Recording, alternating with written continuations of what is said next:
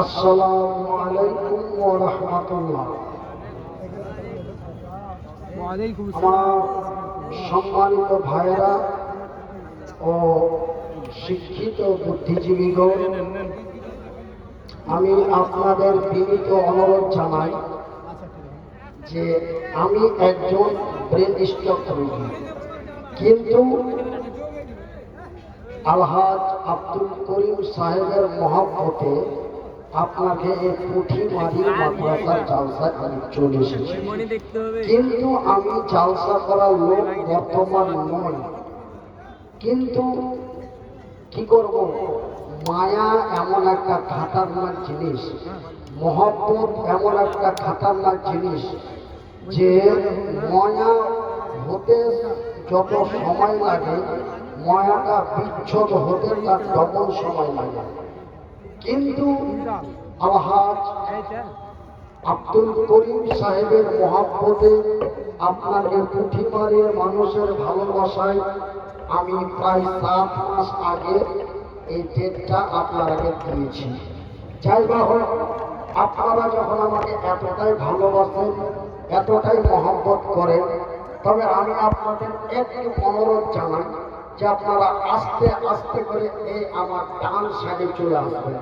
কেন ভাই, আমি ব্রেন স্ট্রোক রোগী। আজকে আপনারা একটা কথা বললাম, এই কথাটা যদি আপনারা না রাখেন তবে আমার মনে একটা চিন্তা হবে, যেটাকে ইংরেজিতে বলে টেনশন। বললাম, কিন্তু আমার কথাটার কোনো মূল্য দিল না। আমি এতটাই মানুষের কাছে এমন হয়ে গেছি।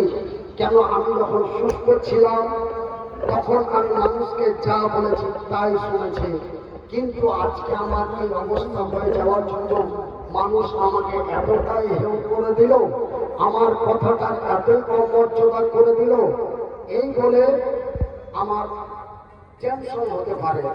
আর ডাক্তার আমাকে বারবার করে আমার হাত ধরে রিকোয়েস্ট করে বলেছে যে আপনাকে আল্লাহ বাঁচিয়ে দিয়েছে, এটাই আল্লাহর লাখ শুকরিয়া, কিন্তু আপনি জালসার মঞ্চে যাবেন না।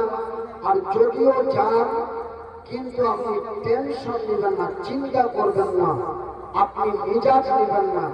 তাই আপনাদের বলি ভাই, একটু আমার ভালোবাসা রেখে, একটু আমার মহব্বত রেখে আপনারা আমার ডান দিকে চলে আসেন। আমি ভলেন্টিয়ার ভাইদের অনুরোধ করব যে মানুষকে মহব্বত দিয়ে, ভালোবাসা দিয়ে একটু আস্তে আস্তে করে আমার ডান দিকে পাঠান। কেন, আপনারা অনেকেই অবগত আছেন যে মনিরুদ্দিন ভাই 2022 সালে ব্রেন স্ট্রোক করে মারা গেছে। এই কথা আপনারা অনেকে শুনেছেন।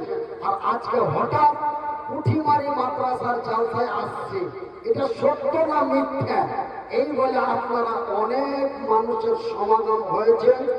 হয়তো মাদ্রাসা কমিটি বা জালসা কমিটি অতটা ভাবতে পারেন যে এত মানুষ হবে। জায়গা হোক, জায়গা যদিও একটু শর্ট হয়, আমরা সকলে একটু অ্যাডজাস্টমেন্ট করব, এটা আমি আপনাদের কাছে অনুরোধ রাখলাম। একটা কথা আমাকে বারবার বলার চেষ্টা করবেন না, এটা আপনাদের কাছে আমার বিনীত অনুরোধ থাকলো। একটা কথা আমাকে বারবার বলানোর চেষ্টা করবেন না।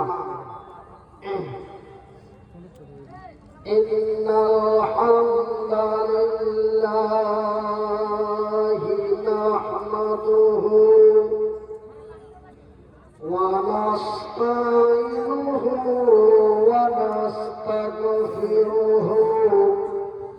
ونؤمن به ونتوكل عليه ونعوذ بالله من شرور أنفسنا ومن سيئات